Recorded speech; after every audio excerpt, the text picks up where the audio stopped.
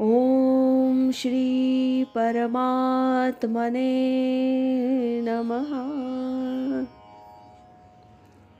स्वामी प्रज्ञानंद लिखित विवेके देवास धुंडावे या ग्रंथाचं क्रमशः वाचन आपण ऐकत आहोत.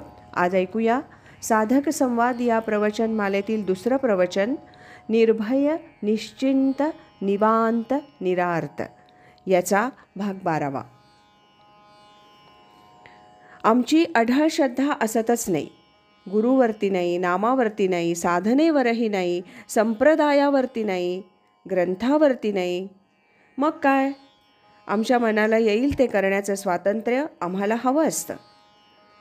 गुरुकडे जाऊनसुद्धा मी शिष्य न होताना माझ्या मनाप्रमाणे साधना उपासना करणार, स्वच्छंदी वागणार, अशी वागण्याची एक वृत्ती असते. आणि जरा साधना उपासना व्यवस्थित सुरू झाली तर लगेच या महाराजांच्या मनामध्ये असं येतं, मी गुरुसारखा संप्रदाय चालवायला केव्हा तयार होईन? नाम द्यायला सुरुवात, अनुग्रह द्यायला सुरुवात, परवानगी नसली तरी सुरुवात, सगळा इचका होऊन जातो परमार्थाचा. लक्षात ठेवा, ज्याला पारमार्थिक अधिकार नाहीत, परंपरेचे अधिकार नाहीत, त्यांनी संप्रदाय चालवण्याचा उपद्व्याप करू नये. अंबुराव महाराज असं म्हणायचे, अरे बाबांनो, साधा अनुग्रह देणं म्हणजे सुद्धा गळ्यामध्ये चुन्याच्या पिशव्या बांधून घेऊन पाण्यामध्ये उडी मारल्यासारखा तो प्रकार आहे.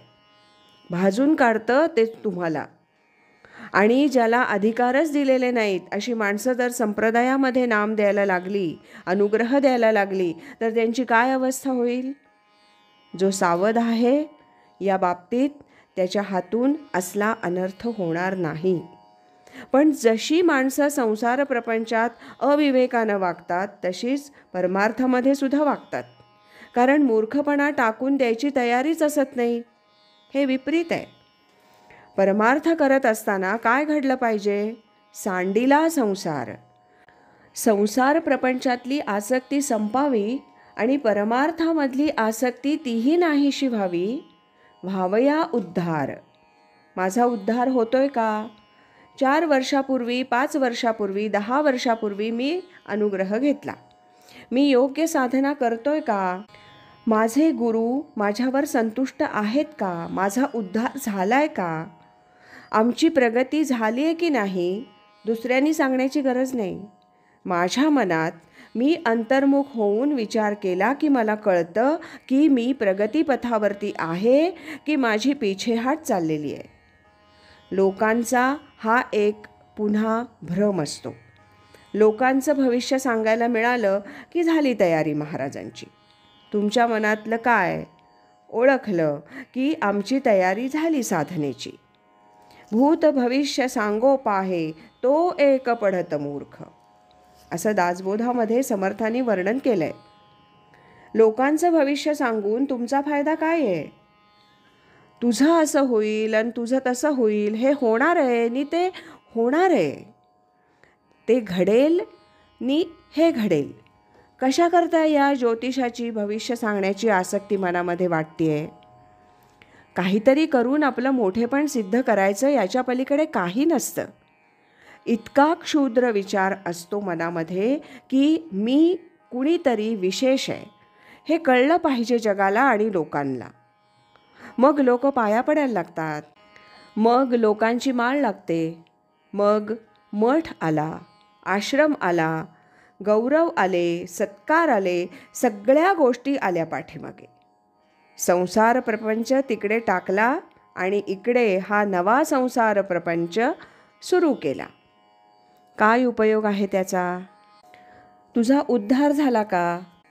तो होत नसेल तर सतत सारासार विचारणाही करत राहिलं पाहिजे. सार काय, असार काय? परमार्थामध्ये सुद्धा असार गोष्टी खूप असतात, परमार्थाच्या निमित्तानं येणाऱ्या. मी हे स्वीकारणार नाही, हे करणार नाही, हे घेणार नाही, ज्यामुळं माझं अकल्याण होण्याची शक्यता, ते मी करणार नाही, एवढा तरी निर्धार मनामध्ये असला पाहिजे. आणि मग स्वामी इथं सांगताहेत, हरिकृपाबळे लाधला सत्संग, सापडला मार्ग स्वानंदाचा. सत्संग सत्संग अत्यंत महत्त्वाचा. कालच्या अभंगामध्ये सुद्धा तुकाराम बुवा कृतज्ञ कोणाजवळ आहेत? तुम्ही सांभाळिले संती. तुम्ही संतांनी माझा सांभाळ केला म्हणून माझा परमार्थ यशस्वी झाला. संसार प्रपंचाच्या आसक्तीमधून मी सुटलो असं तुकाराम बुवा म्हणतात. तोच नेमका मुद्दा इथं आहे. हरिकृपा बळे लाधला सत्संग. परमेश्वराची कृपा असेल तर खरा सत्संग साधला जातो.